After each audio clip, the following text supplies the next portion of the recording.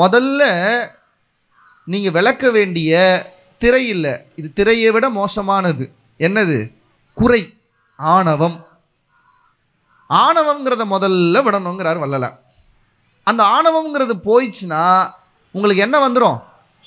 வெளிச்சம் வந்துடும். ஃபஸ்ட்டு திரையை பார்த்துலாம். இப்போ இவெல்லாம் அப்போ தான் தெரியும், அடப்பாவி திரை இந்த பக்கம் கிடக்கு, நான் செவுத்தை பார்த்துட்டு நின்றுட்டு இருந்திருக்கேன்னா அப்போ தான் உங்களுக்கு தெரியும். நான் ஒரு பெரிய உண்மையை உங்களுக்கு சொல்ல போகிறேன். எனக்கு தெரிஞ்சு யாருமே இவ்வளோ பகிரங்கமாக ஒரு உண்மையை சொல்லிட்டு பேச்ச ஆரம்பிச்சிருப்பாங்களான்னு தெரியாது. நான் பகிரங்கமாக ஒரு உண்மையை சொல்லணும்னா எனக்கு திரையை பற்றி ஒன்றும் தெரியாது. எனக்கு மட்டும் இல்லை, திரைகளை பற்றி யாரெல்லாம் பேசியிருக்கிறார்களோ அவங்களை யாருக்கும் தெரியாது. ஏன்னா யாருமே இன்னும் திரையை அவர்கள் அனுபவத்திலே விலக்கி பார்க்கவில்லை.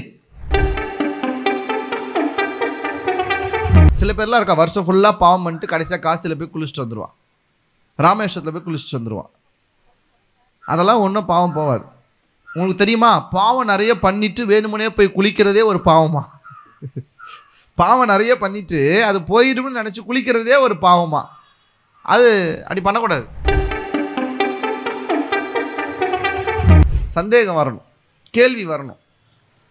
அதனால தான் வள்ளல் பெருமான் மேடை போட்டு சொற்பொழிவு செய்யுங்கன்னு சொல்லலை, பஜனை பண்ணுங்கன்னு சொல்லலை. என்ன பண்ண சொன்னார்? சத்விசாரம் செய்யுங்கன்னு சொன்னார்.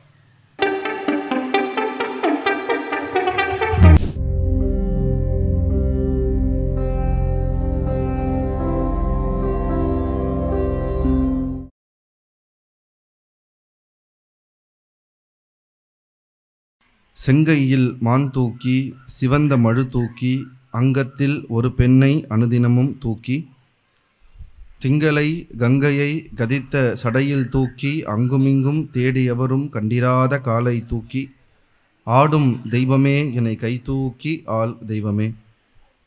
அருட்பெரும் ஜோதி அருட்பெரும் ஜோதி தனிப்பெரும் கருணை அருட்பெரும் ஜோதி.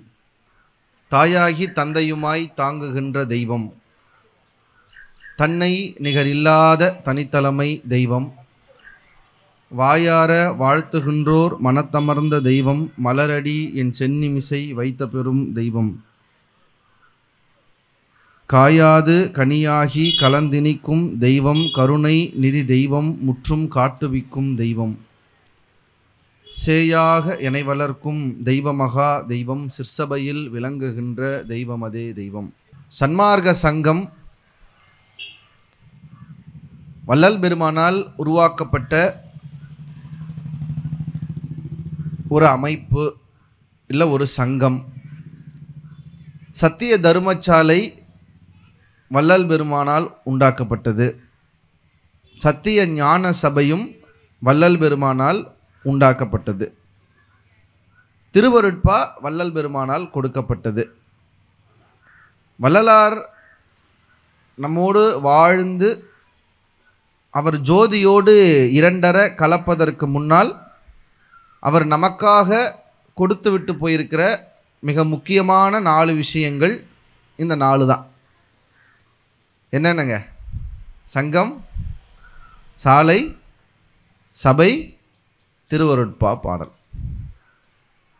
இந்த 4ஐயும் ஒவ்வொரு சன்மார்க்கிகளும் மிக தெளிவாக, மிக நுணுக்கமாக, மிக ஆழமாக உணர்ந்து கொள்வது ஒவ்வொரு சன்மார்க்கிகளினுடைய கடமை. இப்போ திடீர்னு நம்மக்கிட்ட சங்கம்னா என்ன அப்படின்னு கேட்டால் நம்ம அதுக்கு பதில் இருக்கணும்.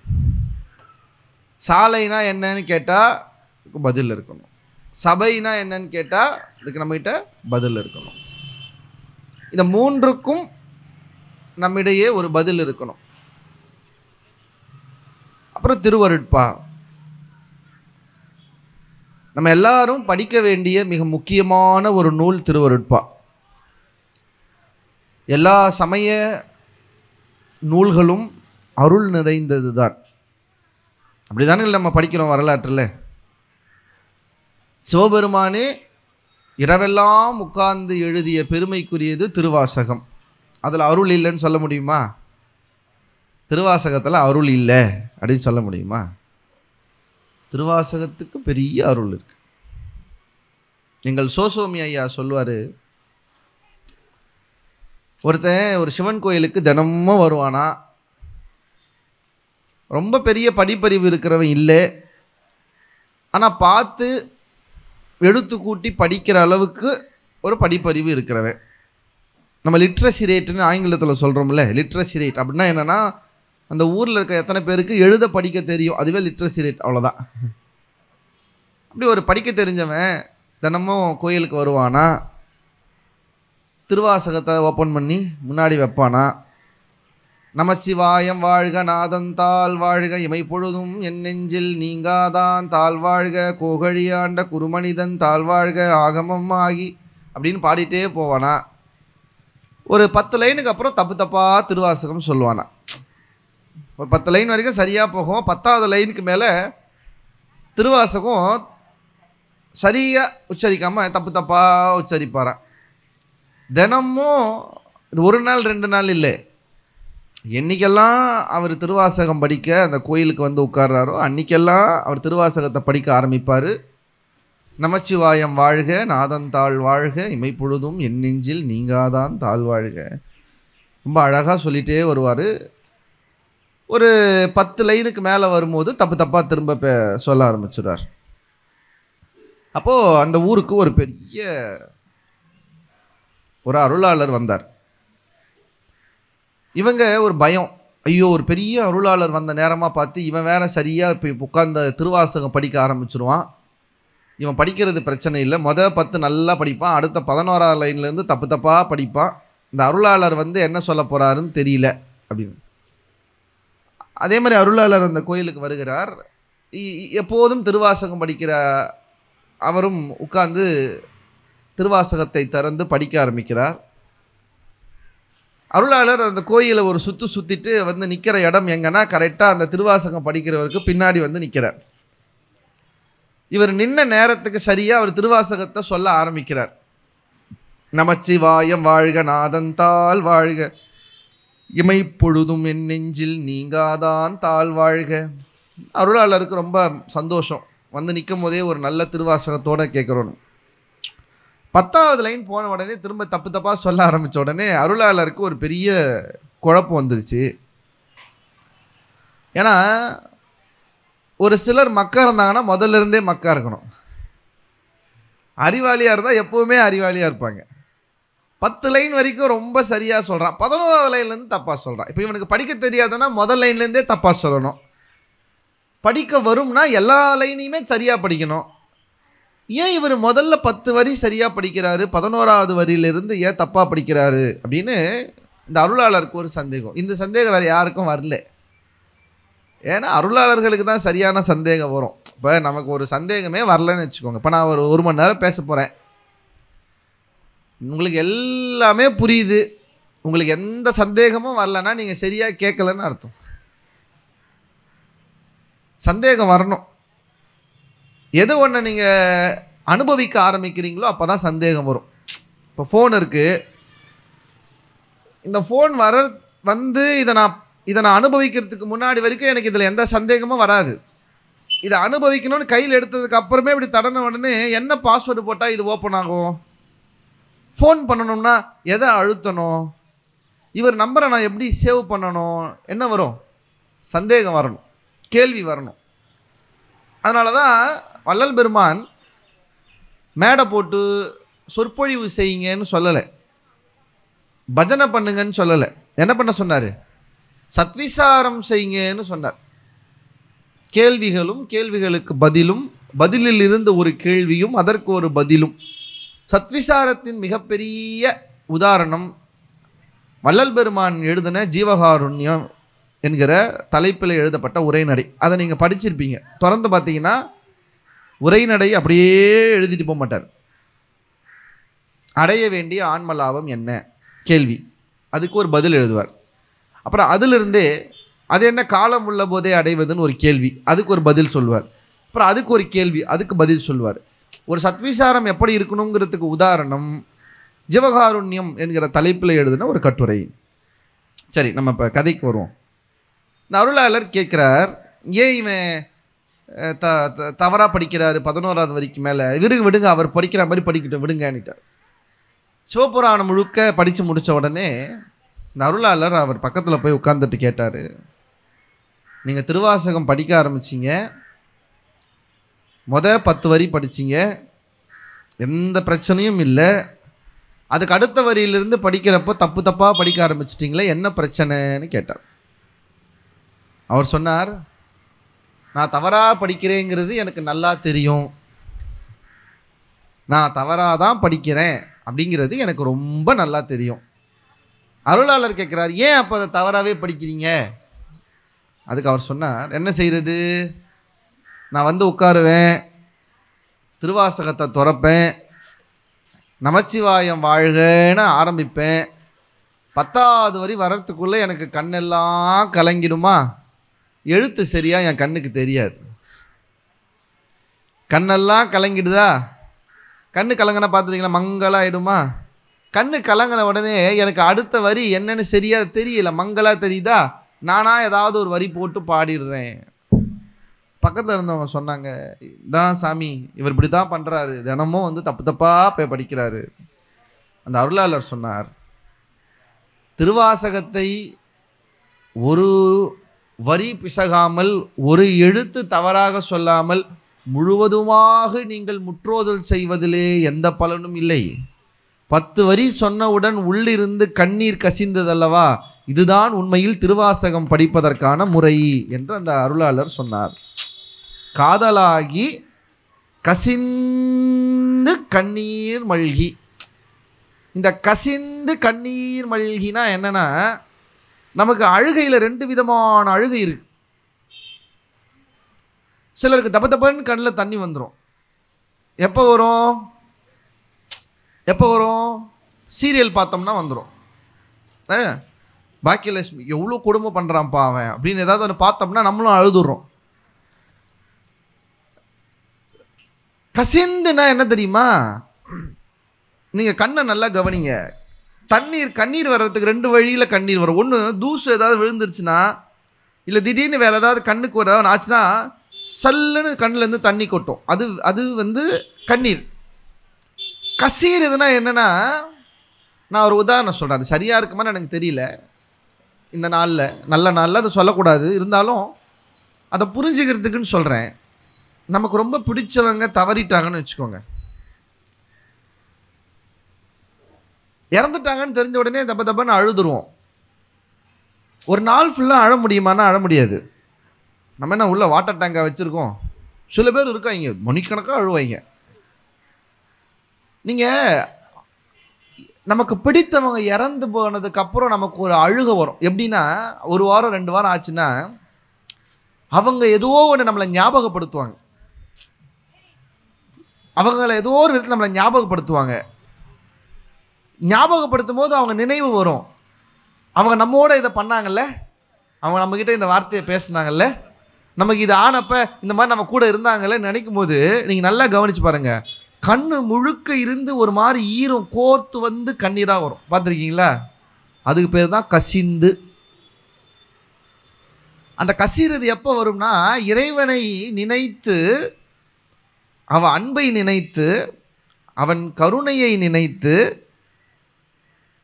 அவனுக்காக இயங்குகிற போது கண்ணிலிருந்து கசியும். அதுக்கப்புறம் தான் அது என்னவா மாறணும், கண்ணீராக மாறணும். சில பேர் பாருங்கள், அழும்போது அப்படி கண்ணு முழுக்க தண்ணி முதல்ல நிற்கும், அதுக்கப்புறம் தான் தண்ணீர் வந்து கொட்டும். காதலாகி கசிந்து கண்ணீர் மல்கி ஓதுவார்தமை நன்னெறி குய்ப்பது வேத 4லும் மெய்ப்பொருளாவது நாதன் நாமம் நமசிவாயவே. இந்த பாட்டை ரொம்ப கவனிக்கணும். ஓதுவார்தமை நன்னெறி குய்ப்பது. ஓதுவார்னா யாருன்னா, நீ கோயிலில் பாடுறாங்க அவன் ஓதுவாருன்னு சொல்கிறோம். ஓதுவார் ஓதுதல். ஔவையார் என்ன சொல்கிறாங்க, ஓதாமல் ஒரு நாளும் இருக்க வேண்டாம். ஓதுதல் என்றால் படித்தல் அப்படின்னு சாதாரணமாக பொருள் சொல்கிறோம். இப்போ நான் ஒரு புக் எடுத்து படிக்கிறேன்னா அதுக்கு பேர் படித்தல், அதுக்கு பேர் ஓதுதல் இல்லை. ஓதுதல்னா என்னன்னா, காதலாகி கசிந்து கண்ணீர் மல்கி ஓதுவார்.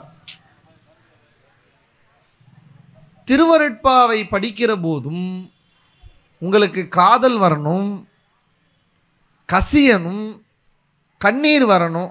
இது மூணோட சேர்ந்து திருவருட்பாவை படித்தா அதுக்கு பேர் தான் ஓதுதல்.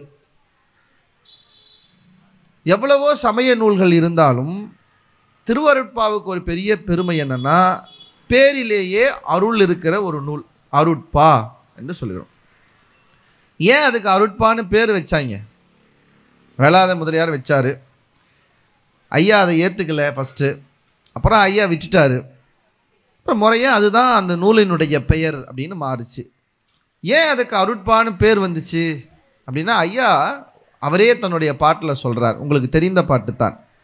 கண்ணில் கலந்தான், கருத்தில் கலந்தான், என் எண்ணில் கலந்தே இருக்கின்றான், என் பண்ணில் கலந்தான், பாட்டில் கலந்தான், அப்புறம் என்னங்க உயிரில் கலந்தான், கருணை கலந்துன்னு எழுதுறார்.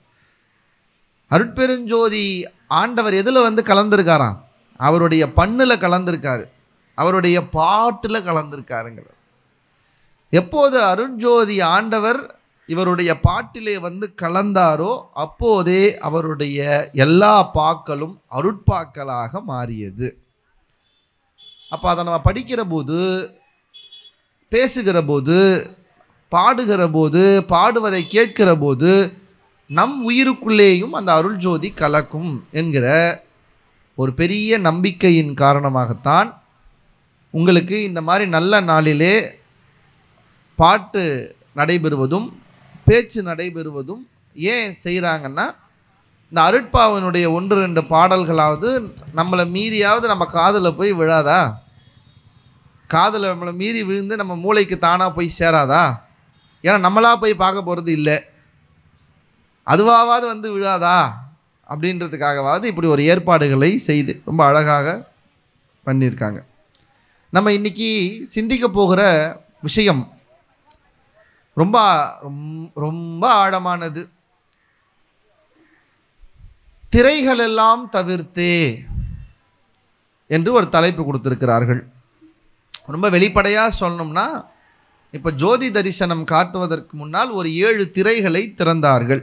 திறந்தாங்களா? கலர் கலராக இருந்துச்சா பார்க்குறதுக்கு? நல்லா. சன்மார்க்கம் எப்போவுமே கலர்ஃபுல். சன்மார்க்கம் எப்போவுமே கலர்ஃபுல். வெள்ளையாக இருப்போம், ஆனால் ரொம்ப கலர்ஃபுல்லாகவும் இருப்போம். திரை என்பது வண்ணங்களாக இருக்கிறது. 7 வண்ணங்களில் திரை இருக்கிறது என்று சொல்லுகிறோம். இந்த 7 திரையும் விளக்கிய பிறகுதான் நமக்கு அருட்ஜோதியினுடைய தரிசனத்தை காலம் காலமாக நம்ம அப்படி தான் தரிசனம் பார்க்குறோம். அப்படி தானே பார்க்குறோம். இப்போ இந்த திரைகளை பற்றி நாம் இன்றைக்கு ஒரு சின்ன சத்விசாரம் செய்ய போகிறோம். நான் ஒரு பெரிய உண்மையை உங்களுக்கு சொல்ல போகிறேன். எனக்கு தெரிஞ்சு யாருமே இவ்வளோ பகிரங்கமாக ஒரு உண்மையை சொல்லிட்டு பேச்ச ஆரம்பிச்சிருப்பாங்களான்னு தெரியாது. நான் பகிரங்கமாக ஒரு உண்மையை சொல்லணும்னா எனக்கு திரையை பற்றி ஒன்றும் தெரியாது. எனக்கு மட்டும் இல்லை, திரைகளை பற்றி யாரெல்லாம் பேசியிருக்கிறார்களோ அவங்களை யாருக்கும் தெரியாது. ஏன்னா யாருமே இன்னும் திரையை அவர்கள் அனுபவத்திலே விளக்கி பார்க்கவில்லை. எல்லாரும் எதை சொல்கிறோன்னா, ஐயா என்ன சொன்னாரோ அதை சொல்கிறோம். இப்போது நான் அது ஒரு உண்மையை ஒத்துக்கணும். நான் ஒன்றை அனுபவம் செய்து சொல்வதற்கான நிலை வேறு, வேறு ஒருவர் அனுபவித்த நிலையை நான் சொல்வதற்கான நிலை வேறு. ஒரு விதத்தில் இது கொஞ்சம் சரியாக சொல்லுவோமான்னு கேட்டால் வாய்ப்பு இல்லை தான். இப்போ ஐயாவே ஒரு பாட்டு சொல்லுவார், கரி பிடித்து கலகமிடும் பெரியரிலும் பெரியீர் அப்படிம்பார். கடவுள் எப்படிதான் இருப்பார் அப்படின்னு கண்கள் தெரியாத ஒரு 4 பேர் போய் ஒரு யானையை பிடிச்சி பார்த்த கதைம்பார் வள்ளலார். இப்போது பார்வையே இல்லை பிறவியிலிருந்துன்னு வச்சுக்கோங்க, ஒரு 4 பேர் ஒரு யானையை போய் எப்படி இருக்குன்னு தெரிஞ்சுக்கணும்னு போய் தொடுறாங்க. எல்லாரும் போய் யானையை முழுசாக தொற்ற முடியுமா? ஒருத்தன் போய் காலை பிடிச்சி பார்த்தான், ஒருத்தன் காதை பிடிச்சி பார்த்தான், ஒருத்தன் தும்பிக்கையை பிடிச்சி பார்த்தா, வயிறை பிடிச்சி பார்த்தான், ஒருத்தன் வாழை பிடிச்சி பார்த்தான். எல்லாம் தொட்டு தொட்டு தொட்டு தொட்டு எல்லாத்தையும் பார்த்துட்டு எல்லாரும் அசம்பிள் ஆனாங்க ஒரே இடத்துல. வந்த உடனே ஒருத்தன் கேட்டான், யானை எப்படிடா இருந்துச்சு அப்படின்னு. ஒருத்தன் சொன்னான், யானை பானை மாதிரி இருந்துச்சு. யானை எப்படிப்பா பானை மாதிரி இருந்துச்சுன்னா, அவன் வயிறை தொட்டு பார்த்தான். வயிறை தொட்டு பார்த்தவன் யானை பானை மாதிரி இருந்துச்சு சொன்னான். அவன் சொன்னா நீ தப்பாக சொல்கிற, நான் நல்லா தெரியும், யானை தூண் மாதிரி இருந்துச்சு. யானையை தூண் மாதிரி இருந்துச்சுன்னு சொன்னவன் எதை பார்த்தான்னா யானையுடைய காலை தொட்டு பார்த்தவன். இன்னொருத்தன் சொன்னா நீங்களாம் தப்பாக சொல்கிறீங்க, யானை முறம் மாதிரி இருந்துச்சு. முறம் மாதிரி இருந்துச்சுன்னு சொன்னவன் யானையுடைய காதை தொட்டு பார்த்தவன். ஒருத்தன் சொன்னா நீங்கள் எல்லாருமே தப்பாக எதையோ தொட்டுட்டு வந்துட்டீங்க, யானை தொடப்ப கட்ட மாதிரி இருந்துச்சுன்னு சொன்னான். யார்? வாழை பிடிச்சி பார்த்தவன். இப்போ அவனுடைய அனுபவத்தில், அந்த அனுபவத்துக்கு என்ன பேருனா விழித்த அனுபவம் இல்லை. அது கண்ணுக்கு தெரியல, அவங்களுக்கு விழித்த அனுபவம் இல்லை. அது ஒரு குருட்டு அனுபவத்திலே அதை உணர்ந்து இதுதான் யானைன்னு சும்மா சொன்னாங்க. யார் ஒருவர் விழித்த அனுபவத்தோடு யானையை கண்ணால் பார்க்கிறார்களோ அவர்கள் சொல்வது தான் உண்மையில் யானையினுடைய வடிவம். கரெக்டா? இந்த 7 திரை என்ன என்பதை விழிப்பு நிலையிலே பார்த்த ஒருவர் திருவருட் பிரகாச வள்ளல் பெருமான். இப்போ நான் காலை தொட போகிறனோ, வாழை தொட போகிறனோ, வயிற்றை தொட போகிறனோன்னு எனக்கு தெரில. எனக்கு விழிப்பு நிலையில் நான் இப்போ அந்த திரையை பார்க்கல. பொய்யும் சொல்ல முடியாது. நான் திரைகள் விலைக்கு அருள் ஜோதி என்னுள் கண்டனெல்லாம் நான் சொல்ல மாட்டேன். நான் அப்படி பார்த்துருந்தேன்னா இன்னத்துக்கு நான் ஒரு கதவை சாத்திட்டு நான் போயிருப்பேன். இப்படி வந்து பேச மாட்டோம். எது ரொம்ப பேசும்? உள்ள ஒன்றும் இல்லாததான் ரொம்ப பேசும். உள்ள வந்துருச்சுன்னு வச்சுக்கோங்க, பேச மாட்டாங்க. உள்ள ஒன்று வந்துருச்சுன்னா பேச மாட்டாங்க. வெளிக்குள் வெளிகடந்து சும்மா இருக்கும் சுகம், சும்மா ஆயிடுவாங்க. அதுக்கப்புறம் பேச மாட்டாங்க. ஏன்? ஐயா உள்ள போயிட்டாரு, அவ்வளோதான். அதுக்கப்புறம் அவர் வெளியில் வந்து சொல்ல மாட்டார், முடிஞ்சு போச்சு. அது பரிபூரணம் ஆயிடுச்சு. அது வராது, வெளியில் வந்து பேசாது, கஜ கஜ கஜன்னு பேசாது. நாங்களாம் இன்னும் அப்படி இல்லை, பேசிகிட்டே இருப்போம், அவ்வளோதான். இப்போ நான் வயிற்றை தொட்டு பார்ப்பேனா, வாழை தொட்டு பார்ப்பேனான்னு எனக்கு தெரில. ஆனால் இப்படித்தான் அது இருக்கும் என்று முழுமையாக விழிப்பு நிலையிலே பார்த்த வள்ளல் பெருமான் என்ன சொன்னாரோ அதை உங்களுக்கு சொல்வதால் பிரச்சனை இல்லைன்னு நினைக்கிறேன். ஆனால் அதை நம்மளால் கரெக்டாக முழுசாக சொல்ல முடியுமா? தெரியாது. இப்போ ஒரு லட்டு இருக்குன்னு வச்சுக்கோங்க. இந்த லட்டு நான் சாப்பிட்டதே இல்லை. இப்போ சகோதரி சாப்பிட்ருக்காங்க. அவங்க என்கிட்ட சொல்கிறாங்க, இந்த லட்டு இருக்கே, இந்த லட்டு ரொம்ப ஸ்வீட்டாக இருக்கும் அப்படிங்கிறாங்க. ஸ்வீட்டாக இருக்கும்னா அல்வா கூட தான் ஸ்வீட்டாக இருக்குது, பாதுஷா ஸ்வீட்டாக இருக்குது, கற்கண்டு ஸ்வீட்டாக இருக்குது. இது எல்லா ஸ்வீட்டும் லட்டோட ஸ்வீட்டோட மேட்ச் ஆகிடுமா? கற்கண்டும் இனிப்பு, லட்டுவும் இனிப்பு, 2 இனிப்பும் இஸ் ஈக்குவல்ட்டுன்னு சொல்ல முடியுமா? சொல்ல முடியுமாங்க? சொல்ல முடியும்.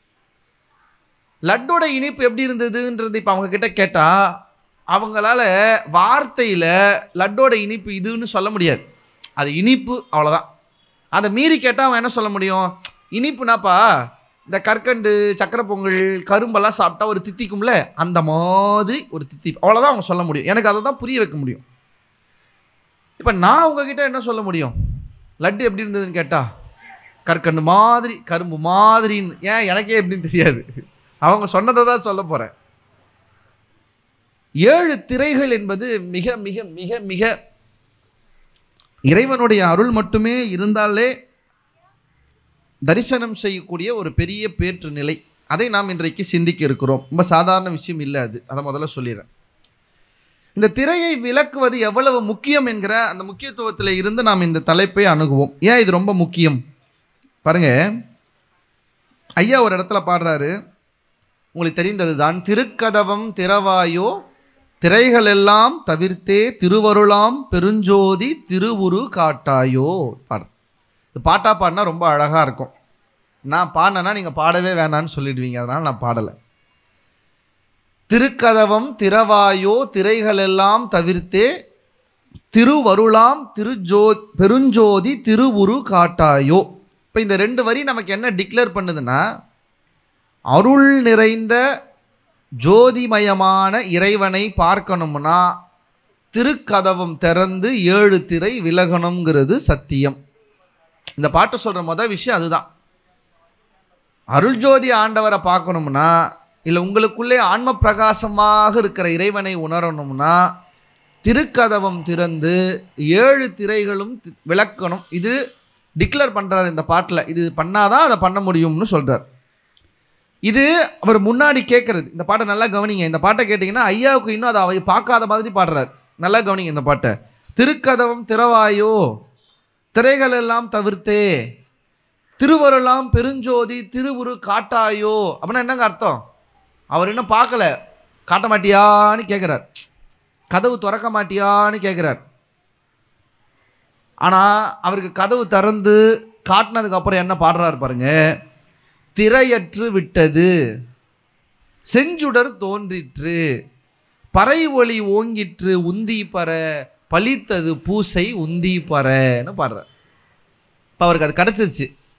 இப்போ நல்லா கவனிங்க, திரையற்று விட்டது, திரை போனதுக்கப்புறம் அவருக்கு என்ன தோன்றுதான்? செஞ்சுடர் தோன்றிற்று. எதுங்க? அருள் ஜோதி ஆண்டவர் தோன்றிட்டார். இப்போ இது ரெண்டும் ஒன்றா நடக்கும்போது இப்போ அவருக்கு ஒரு அனுபவம் வருது. நல்லா கவனிங்க, இந்த அனுபவத்தை அவர் அங்கே பாடலை. எங்கே பாடலை? திருக்கதவம் திறவாயோல இந்த அனுபவத்தை அவர் பாடலை. இங்கே அந்த அனுபவத்தை சொல்கிறாரு. பறை ஒளி ஓங்கிற்று, அங்கே அதை சொல்லலை. ஏன்? பறை ஒளி ஒலிக்கும்னு அப்போ அவருக்கு அங்கே தெரியல. ஏன்னா அப்போ அவருக்கு அனுபவிக்கல, இங்கே அனுபவிச்சிட்டார். இப்போ என்ன சொல்கிறாரு? பறை ஒளி ஓங்கிற்று, பலித்தது பூசை என்று உந்தி பறன்னு பாடுறார். இப்போ நமக்கு ரெண்டாவது ஒரு செய்தி கிடச்சிருக்கு. என்னன்னா, திரை அகன்றால், செஞ்சுடர் தோன்றினால் பறை ஒலிக்கும். இதுதான் சன்மார்க்கத்தினுடைய கிரியை, வழிபடு முறை. சன்மார்க்கிகள் எப்படி ஒரு சாமி கும்பிடணும்னா, பல பேர் பலவிதமாக சாமி கும்பிடுவாங்க. தேங்காய் உடைப்பாங்க, பூ வெத்தலை பழம் வைப்பாங்க. கிறிஸ்துவர்கள் ஒரு மாதிரி, இஸ்லாமியர்கள் ஒவ்வொருத்தர் ஒரு மாதிரி சாமி கும்பிட்டா, சன்மார்க்கிகள் எப்படி சாமி கும்பிடணும்னா ஐயா சொல்கிறாரு. எப்படி சாமி கும்பிடணும் அப்படின்னா, இதுதான் முறை. திரையற்று விட்டது, செஞ்சுடர் தோன்றிற்று, பறை ஒளி ஓங்கிற்று. நீங்கள் நல்லா கவனிங்க, ஐயா ரொம்ப அழகாக சொல்லுவார். இதெல்லாம் ஐயா சொல்லலை, இதுக்கு முன்னாடியே இருந்தது, ஆனால் அதை சரியாக மக்கள் புரிஞ்சிக்கலன்னு சொல்லுவார். நீங்கள் கோயிலில் பார்த்துருக்கீங்களா? கோயிலிலே நடக்கிற கிரியையே இதுதான். சாமி எடுத்த உடனே சாமி இருக்க மாட்டார். சாமியை என்ன வச்சு மூடியிருப்பாங்க? திரை போட்டு மூடியிருப்பாங்க. ஆனால் 7 திரை இருக்காது, ஆனால் ஒரு திரை போட்டு மூடியிருப்பாங்க. நல்ல கவனிங்க, திரை விலகின உடனே சாமியை காட்ட மாட்டாங்க. திரை விலகின உடனே ஜோதி காட்டுவாங்க. நீங்கள் கோயிலில் பாருங்கள், திரை விளக்குவாங்க. திரை விளக்கின உடனே அந்த சாமிக்கு பூஜை செய்கிறவர் ஒரு தட்டிலிருந்து தீபத்தையோ இல்லை கற்பூரத்தையோ, தீப ஆராதனை கற்பூர ஆராதனை ஏதாவது ஒன்று இப்படி நீட்டுவார். எடுத்து நீட்டின உடனே திரை நீங்கின உடனே ஒரு ஜோதி, அந்த ஜோதிக்கு பின்னாடி தான் இறைவனுடைய திருமூர்த்தம் இருக்கும். திரை விலகின உடனே அந்த ஜோதி என்ன பண்ணுவார்? அந்த திருமூர்த்தத்துக்கு மேலேருந்து கீழே, கீழே இருந்து மேலே அப்படி காட்டுவார். அதுக்கு என்ன சொல்லுவாங்க? பாதாதி கேசம் கேசாதி பாதம். மேலேருந்து கீழே, கீழே இருந்து மேலே காட்டுவாங்க. இதுக்கு என்ன அர்த்தம் தெரியுமா? ஐயா சொன்னது தான். திரை அகன்றால் செஞ்சுடர் தோன்றிற்று, ஆன்ம பிரகாசம் தோணும். அந்த ஆன்ம பிரகாசத்தினுடைய வழிகாட்டுதலில் தான் இறைவனையே பார்க்க முடியும். முதல்ல இறைவனை பார்க்க முடியுமா, ஆன்மாவை பார்க்க முடியுமா? முதல்ல ஆன்மாவை பார்க்கணும். அப்புறம் ஆன்மாவுக்கு உள்ளே தான் உள்ளொலியாக யார் இருக்கிறது? இறைவன் இருக்கார். முதல்ல திரைக்கடுத்து ஆன்மா, ஆன்மாக்கடுத்து தான் இறைவன். நீங்கள் கோயிலுக்கு போனீங்கன்னா திரை விளக்குவாங்க, கற்பூர ஜோதி எரியும், அதுக்கு பின்னாடி தான் சாமி சிலையை வைப்பாங்க. இதுதான் தத்துவம். இன்னொன்று பாருங்க, கற்பூரம் எரிகிற போது, சாமிக்கு ஆராதனை நடக்கிற போது என்ன ஒலிக்கும்? இன்னைக்கு மணி அடிக்கிறோம். ரொம்ப பழைய சிவாலயங்கள்லாம் போனீங்கன்னா மணி அடிக்க மாட்டாங்க, தன்னுமைன்னு சொல்கிற மோளம் அடிப்பாங்க.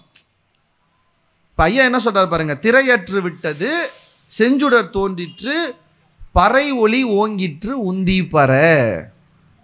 அப்போ இந்த கோயிலுக்குள்ளே நம்ம போய் வழிபாடு செஞ்சதை எதுக்காகன்னா, அது ஒரு பாவனை.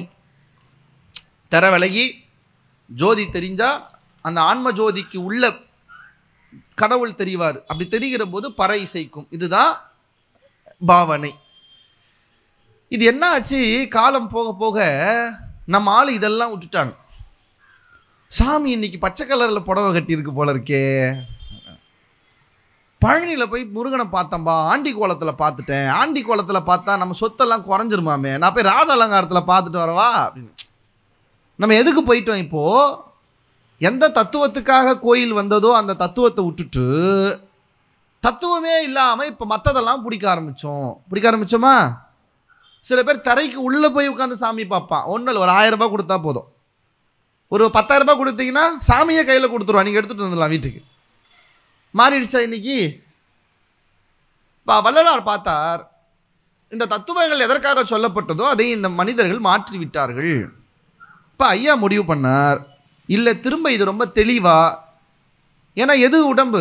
அருளாளர்கள் சொன்னாங்கல்ல, உள்ளம் பெருங்கோயில் ஊனடம்பு ஆலயம், இதுதான் ஆலயம். அப்போ கடவுள் எது உள்ள இருப்பார்? இந்த ஆலயத்துக்குள்ளே தான் இருப்பார். அப்போ திரும்ப வள்ளலார் ஒரு புரட்சி செய்கிறார். மங்கி போன மழுங்கி போன இந்த மண்ணின் இறை தத்துவத்தின் வழிபாட்டு முறையை திரும்ப சரி செய்யணும்னு நான் நினச்சி வள்ளல் பெருமான் எழுப்பிய மிகப்பெரிய ஒரு தத்துவம் தான் சத்திய ஞான சபை. இப்போ இன்றைக்கி யாரெல்லாம் வடலூர் போக போகிறீங்க இதை முடிச்சுட்டுன்னு தெரியல, நான் போனோம் முடிச்சுட்டு. ஞான சபை போய் வடலூருக்கு போய் தான் வள்ளல் பெருமான் ஏற்றிய பெருஞ்சோதியை பார்க்கணும்னு அவசியமானு கேட்டிங்கன்னா அப்படி ஒன்றும் இல்லை. நம்ம ஊரில் சில பேர் இருப்பான், திருப்பதி தான் பெருமாள், ஊரில் இருக்கிற பெருமாள் ஒரு சனிக்கிழமை கூட போய் பார்க்க மாட்டான். ஆனால் அடிச்சு முடிச்சு லைனில் நின்று பிசைஞ்சு போய் திருப்பதியில் இருக்க பெருமாளை பார்த்தா தான் பார்த்தேன்னு ஒத்துப்பான். பார்த்துருக்கீங்களே? அந்த மாதிரி வடலூர் போய் பெருஞ்சோதியை பார்த்தா தான் ஜோதின்னு இல்லை. இப்போ இங்கே பார்த்தாலே அது ஜோதி தான், இங்கே பார்க்குறதாலேயும் அது ஜோதி இல்லை. வள்ளலார் ஆசைப்பட்டது ஞான சபை என்னுள் கண்டனன்னு பாடுறார்.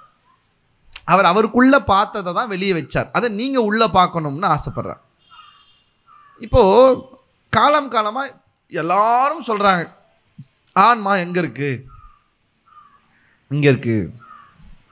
சொல்கிற எல்லாருமே அதை பார்த்தாங்களா? தெரியாது. ஆனால் எல்லாரும் என்ன சொல்கிறாங்க? ஆன்மா இங்கே இருக்குது. பார்த்தாங்களா? தெரியாது. வள்ளலார் வந்தார், டேய் நீ பார்க்கணுன்னு நினச்சாலும் பார்க்க முடியாது. ஏன் பார்க்க முடியாதுன்னா, உன் ஆன்ம பிரகாசத்தை ஒரு 7 திரை பார்க்க முடியாதபடி ரொம்ப இறுக்கமாக மறைத்திருக்கிறது அப்படின்னு வள்ளலார் சொல்கிறார். இப்போ இந்த திரையை பற்றி வள்ளலார் பாடுகிற இடங்கள் நிறைய இடங்களில் பாடுறார். உதாரணத்துக்கு, விடய நிலைகளை வெவ்வேறு திரைகளால் அடற்புற மறைக்கும் அருட்பெரும் ஜோதின்னு ஒரு அகவல்ல பாடுறார். இந்த பாட்டுகளுடைய ஆழம் என்னன்னு பாருங்க. அடற்புற மறைக்கும்னு எழுதுறார். அப்படின்னா என்னங்க? அடர்னா என்னங்க? அடர்த்தி. நீங்கள் நினைக்கிற மாதிரி இங்கே சின்ன ஒரு பிட்டு துணி ஒன்று இருக்குதா கலரில், அந்த சகோதரி ஒரு நூலை விட்டு இழுத்த உடனே பச்சாக்குன்னு ஓப்பன் ஆகிடுச்சா? இந்த மாதிரி லேசாக இருக்காது அந்த திரை அப்படிங்கிறாரு வள்ளலார். நீங்கள் நினைக்கிற மாதிரி இந்த மாதிரி ஒரு திரையும் ரொம்ப லேசாக இருக்கும் போல இருக்குது, திறந்துடும் அப்படின்னு நினைக்கக்கூடாதுன்னு வள்ளலார் சொல்கிறார். அடற்பூர மறைக்கும் அருட்பெரும் ஜோதின்னு எழுதுறார். அப்படின்னா என்ன அர்த்தம்னா, ரொம்ப அடர்த்தியாக இருக்க ஒரு திரையும், ரொம்ப அடர்த்தியாக இருக்க ஒரு திரையும்னு அர்த்தம். முதல் விஷயம். ரெண்டாவது, தத்துவ நிலைகளை தனித்தனி திரைகளால் அத்திரம் மறைக்கும் அருட்பெரும் ஜோதின்னு எழுதுறார். இப்போ ரெண்டாவது என்னன்னா, தனித்தனி திரை. இது எல்லாம் ஒரே திரை கிடையாது, ஒரே திரை கிடையாது, தனித்தனியாக இருக்குது. தனித்தனி திரையாக அடர்த்தியாக இருக்குது. அப்படின்னா பாருங்கள் எவ்வளவு ரொம்ப அழுந்தி இருக்கும். இப்போது தரையிலேருந்து பாசி ஏறுதுன்னு வச்சுக்கோங்களேன், தரையிலிருந்து பாசி ஏறுது, கொஞ்சமாக இருந்ததுன்னா சும்மா அப்படி கீறினாலே தரையை பார்த்துடலாம். அது மேலே மேலே மேலே மேலே மேலே ரொம்ப அடர்த்தியாக பாசி வருதுன்னா அவ்வளோ சீக்கிரம் நீங்கள் அந்த பாசியை நீக்கி உள்ள தரையை பார்க்க முடியாதுல்ல. அந்த மாதிரி வள்ளலார் சொல்கிறார், ஏன் உங்களுக்கு ஆன்மா தெரியல, ஏன் உங்களுக்கு ஆன்ம பிரகாசம் தெரியல அப்படின்னா, அதுக்கு காரணம் தனித்தனியான திரை, அடர்த்தியான திரை, இந்த ரெண்டும் இருக்கிறதால உங்களால் ஆன்ம பிரகாசத்தை பார்க்க முடியலை அப்படின்னு ஐயா நமக்கு சொல்கிறார். சரி ஐயா ஒரே நிமிஷம், பேசும்போது பேசாதீங்க. இப்போ 7 திரை. இப்போது இந்த 7 திரைகளும் இந்த ஆன்மாவை மறைத்திருக்கிற இந்த நிலை இருக்குது பாருங்க. இதை விளக்காமல் உங்களால் எந்த விதமான உயர்நிலையையும் அடைய முடியாது. இப்போ வள்ளலார் ஒரு பாட்டு எழுதினார், ரொம்ப பிடித்த பாட்டு. ஒரு பாட்டுக்குள்ள மொத்த செய்தியும் சொல்கிறார். யார் ஒருத்தருக்கு திரை விலகும் இதை யாரும் சொல்லலை. திரையை பற்றி பேசுகிறாங்க, திரை நிறங்களை பற்றி பேசுகிறாங்க, திரை அடர்த்தியாக இருக்கும், தனித்தனி திரை, இதெல்லாம் பேசுகிறாங்க. முதல்ல திரையே உங்கள் கண்ணுக்கு தெரியாது. இப்போ முதல் திரை கருப்பு திரைன்னு சொல்கிறோம், மற்ற திரையெல்லாம் விலகலை போயிட்டு போகுது. கருப்பு திரையாவது தெரியுதா? கண்ணை மூணா இருட்டாக ஒன்று வருதுங்க, அதானங்க கருப்பு திரைன்னு கேட்காதீங்க, அது கருப்பு திரை கிடையாது. கண்ணை மூணா இருட்டாக ஒன்று வருது, அது கருப்பு திரையா கிடையாது. ஒன்று சொல்கிறேன், கருப்பு திரை தெரியுறதுங்கிறதுலாம் கூட ரொம்ப கஷ்டமா. கருப்பு திரை தெரியணும்னா அதுக்கு முன்னாடி ஒரு 3 விஷயத்தை நீங்கள் தாண்டணுங்கிற வள்ளலார். கருப்பு திரை முதல்ல உனக்கு தெரியணும், முதல் திரையே உனக்கு முதல்ல தெரியாதுங்கிறார். முதல் திரையே உனக்கு தெரியணும்னா நீ ஒரு 3 விஷயத்தை தாண்டி வரணும்பான்னு சொல்கிறார். அந்த 3 விஷயம் என்னன்னா, பாட்டு ரொம்ப அழகாக எழுதுறாரு. விடிந்தது பேர் ஆணவமாம் கார் இருள் நீங்கியது. இப்போது இருள் நீங்கினாதான் திரையே தெரியும். சொல்றது புரியுதா இல்லையாங்க? இப்போது வெளிச்சமாக இருக்குது, கருப்பு தர தெரியுது, சிவப்பு தர தெரியுது, பச்சை தர தெரியுது. இப்போ நான் ஒரு இருட்டு ரூமில் கொண்டு போய் திரையை வச்சுட்டு உங்களை உள்ள தள்ளி கதவு சாத்திட்டா திரை இந்த பக்கம், நீங்கள் இந்த பக்கம் திரும்பி பார்த்துன்னு இருப்பீங்க. கரெக்டா? இப்போ உங்களுக்கு திரையே தெரியணும்னா உங்களுக்கு அங்கே என்ன வேணும்? முதல்ல இருள் போகணும். அப்போ தான் முதல்ல உள்ளே இருக்க அருட்ஜோதி இருக்கட்டும், அது ரெண்டாவது. முதல்ல அருட்ஜோதியை மறைக்கிற திரை தெரியறதுக்கே உங்களுக்கு என்ன வேணும்? ஒரு வெளிச்சம் வேணும். இப்போ வள்ளலார் சொல்கிறார், முதல்ல விடிந்தது பேர் ஆணவமாம் கார் இருள் நீங்கியது. முதல்ல உங்களுக்கு இருள் நீங்கணும், அப்போ தான் திரையே கண்ணுக்கு தெரியும் ஃபஸ்ட்டு. அந்த இருள் எதுன்னு வள்ளலார் சொல்கிறாரு, விடிந்தது பேர் ஆணவமாம் கார் இருள் நீங்கியதுன்னு எழுதுகிறார். அப்போ முதல்ல நீங்கள் விளக்க வேண்டிய திரை இல்லை, இது திரையை விட மோசமானது. என்னது? குறை, ஆணவம். ஆணவங்கிறத முதல்ல விடணுங்கிறார் வள்ளலார். அந்த ஆணவங்கிறது போயிடுச்சுன்னா உங்களுக்கு என்ன வந்துடும்? வெளிச்சம் வந்துடும். ஃபஸ்ட்டு திரையை பார்த்துலாம். இப்போ இவெல்லாம் அப்போ தான் தெரியும், அடப்பாவி திரை இந்த பக்கம் கிடக்கு, நான் செவுத்தை பார்த்துட்டு நின்றுட்டு இருந்திருக்கேனா, அப்போ தான் உங்களுக்கு தெரியும். கண்ணாமூச்சி விளையாடுற மாதிரி பிடிக்க வேண்டிய அங்கே இருப்பான், நம்ம இங்கே தடவிட்டு இருப்போம்ல. இந்த மாதிரி ஆணவம் என்கிற இருள் போனால்தான் திரையே எங்கே இருக்குன்னு தெரியும்னு எழுதுறார். நான் ஒரு விஷயம் சொல்கிறேன், ஆணவம் என்பது ரொம்ப ரொம்ப ரொம்ப ரொம்ப அவசியமான ஒன்று. அதை பற்றி தெரிஞ்சுக்கணும். ஏன்னா இந்த ஆன்மாவுக்கு இயற்கையிலேயே செம்பில் களிம்பை போல இயற்கையிலேயே இந்த ஆன்மாவோடு இணைந்த ஒன்று ஆணவம். நமக்கு அதை விட்டு நம்மளை விட்டு போவாது. அது நம்மள்கிட்ட போகாது. பெரிய சன்னியாசியாக இருப்பார், பெரிய சாதுவாக இருப்பார்.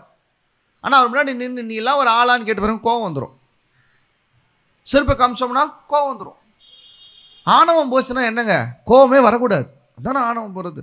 வள்ளலார் அதான் அந்த வார்த்தையை பயன்படுத்துகிறார். சாதுன்ற வார்த்தையை ஏன் சொல்கிறோன்னா, அது ஆணவம் முற்றும் நீங்கிய நிலை. அப்போ அவங்க சாது ஆகிடுவாங்க. சில பேர்லாம் பார்த்தீங்கன்னா அவர் சாதுவா, பயங்கர கோவக்கார சாது. கோவக்கார சாதுன்னா சாதுவே இல்லை. ஆணவம் முற்றும் நீங்கினோம்.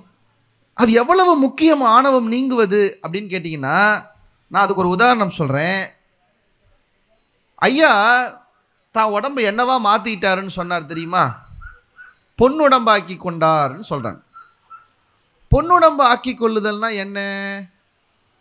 நிறைய பேர் நினச்சிக்கிறாங்க மொத்தமாக பொண்ணை ஆக்கிக்கிறாரு, கோல்டு ஆக்கிக்கிறாருன்னு நினச்சிக்கிறாங்க. அப்படி ஆயிருந்தாருன்னா அவர் விட்டுருப்பாங்களா? சுண்டு வரல போட்டு உடச்சி எடுத்துன்னு போய் விற்றுருப்பாங்க இல்லை? பொன்னுடம்பு ஆகிறதுனா என்ன? 24 கேரட்டில் மாறுறதா, இல்லை 916 கோல்டாக மாறுறதா? பொன்னுடம்புனா என்னன்னே நமக்கு தெரியறது இல்லை. நல்லா கவனிங்க.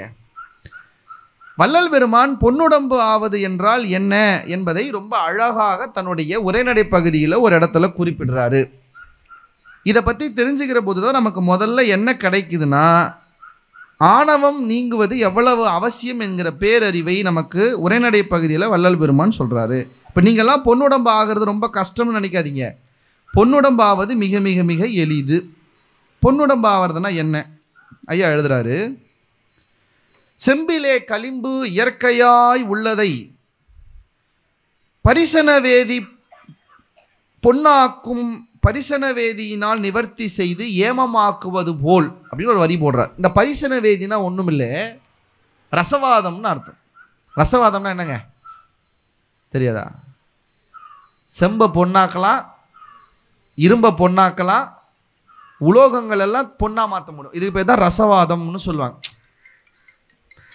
பொண்ணாக்குறது ரசவாதம். ரசவாதம் எப்படி பண்றதுன்னு சொல்லவா? அந்த அம்மா ரெடி ஆகிறோம், சொல்லுப்பான்னு. எனக்கு தெரியாது.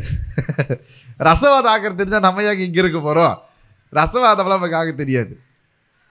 ஐயா சொல்றாரு, செம்பை பொன்னாக மாற்றுவது எப்படி இந்த ரசவாதமோ அதுபோல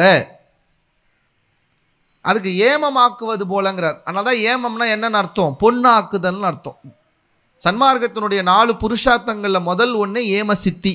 அப்படின்னா என்ன? பொன்னாக்குகிற சித்தி. பொன்னாக்குகிற சித்தினா எல்லாரும் நினச்சிக்கிறாங்க செம்பையோ இரும்பையோ கொடுத்தா தங்கமாக மாக்கி கொடுக்கறது போல. அது இல்லை. ஏம சித்தி என்கிற முதல் புருஷார்த்தம் உங்கள் உடம்பை பொன்னாக்குவது. உடம்பை பொன்னாக்குறதுனா என்ன?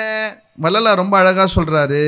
என்னன்னு, மாயா காரியமான இந்த தேகத்தின் கண் உள்ள ஆன்ம இயற்கையாகிய ஆணவமலம் ஆண்டவர் அருளால் நீங்க பெற்று சுத்த உடம்பாக்கி கொள்வதே பொன்னுடம்பு ஆக்கி கொள்வதுன்னு சொல்கிறேன். அப்போ பொன்னுடம்பு ஆவறதுனா என்னன்னா, கோல்டாக மாறுறதெல்லாம் இல்லை. உங்கள் உடம்பில் இருக்கிற ஆணவத்தை, உங்கள் உயிரோடு இருக்கிற ஆணவத்தை விலக்கிட்டீங்கன்னா நீங்கள் என்ன உடம்பு அடைஞ்சிட்டீங்க? பொன்னுடம்பு அடைஞ்சிட்டீங்கன்னு அர்த்தம். இப்போ நல்லா கவனிங்க, நல்லா கவனிக்கணும். முதல்ல நீங்கள் ஏற வேண்டிய முதல் படி ஆணவம் என்கிற கார் இருளை நீக்கிக் கொள்வது. இப்போ கார் இருள் நீங்கிடுச்சுன்னா உங்களுக்கு என்ன கிடச்சிரும்? இருள் போயிடும். ஞாபகம், இருள் போயிடும், அவ்வளோதான். இப்போ திரை இன்னும் நல்லா தெரியணும்னா உங்களுக்கு என்ன வேணும்? ஒரு ஒளி வேணும். பாருங்க ஐயா எப்படி திருவுருப்ப எழுதுறாரு பாருங்க. சூட்சுமம், ரொம்ப கஷ்டமாக தெரியும். கொஞ்சம் நல்லா பிடிச்சிட்டோம்னா ஈஸியாக புரிஞ்சிக்கலாம். இப்போது கார் இருள் வந்துருச்சு. இப்போ திரை எனக்கு தெரியணும். இன்னும் நல்லா தெரியணும்னா எனக்கு என்ன வேணும்? ஒளி வேணும். அடுத்த வரியில் எழுதுறாரு, வெய்ய வினை திரள் எல்லாம் வெந்ததுகான் மாயை ஒழிந்து மாமாயை ஒழிந்தது திரை தீர்ந்தது பேரொளி உதயம் செய்ததுன்னு எழுதுறார். நல்ல கவனிங்க. ஆணவம் போன பிறகு வினைகள் போனோங்கிறார். வினைகள்லாம் என்னங்க? கண்மம், நீங்கள் செய்கிற பாவங்கள். நம்ம செய்கிற பாவத்தை பற்றி நம்ம சொல்ல வேண்டியது இல்லை. உங்களுக்கே எவ்வளோ செஞ்சுருப்பீங்கன்னு தெரியும். ஏன்னா உங்களை பேச சொல்லி கூப்பிட்டோம்னா ஒரு 2 நாள் 3 நாள் ஆகும். என்னென்ன பண்ணியிருக்கீங்கன்னு அவ்வளோ பாவம் பண்ணியிருப்போம்னு வச்சுக்கோங்களேன். ரொம்ப வேடிக்கையாக ஒரு கதை சொல்லுவாங்க. ஒருத்தர் சொன்னானா, இறைவா என்னுடைய பாவ மூட்டையுடைய கஷ்டத்தை என்னால் தாங்க முடியல, ஏதாவது ஒரு உபகாரம் பண்ணுப்பா அப்படின்னானா. இறைவன் சொன்னாரா, என்னதான்டா உன் கஷ்டம்? இந்த பாவ மூட்டை இருக்கு, என்னது நான் பண்ணது, என்னுடைய வினைகளால் வந்த பாவ மூட்டை, இது ரொம்ப கஷ்டமாக இருக்குப்பா இந்த மூட்டையை சுமக்கிறது. கடவுள் சொன்னார், இந்த மாதிரி எல்லாருமே கேட்குறாங்க, நான் என்ன தான் பண்ணுறது? சரி, உங்கள் எல்லாருக்கும் ஒரு ஆஃபர் கொடுக்குறேன். நாளைக்கு 6 மணிக்கு எல்லாரும் உங்கள் பாவ மூட்டையெல்லாம் பேக் பண்ணிவிட்டு என் கோயிலுக்கு வந்துடுங்க. 1 நிமிஷம் லைட் ஆஃப் பண்ணி ஆன் பண்ணுவேன். ஒரு படத்தில் கவுண்டமணி சொல்லுவார்ல, அந்த மாதிரி 1 நிமிஷம் லைட்டை அமுத்தி நிறுத்தி ஆன் பண்ணுவேன். எல்லாரும் உங்கள் பாவ மூட்டையை வச்சுட்டு வேறு யார் பாவ மூட்டை சின்னதாக இருக்குன்னு நினைக்கிறீங்களோ எடுத்துகிட்டு போய்க்கோங்கன்னு சொல்லிட்டேன். Exchange offer.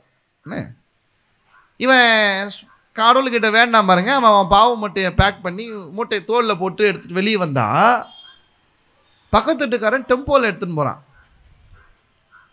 எதிர்த்துட்டுக்காரன் லாரி வச்சு எடுத்துன்னு போகிறான். இவனுக்கு பயம் வந்துடுச்சு.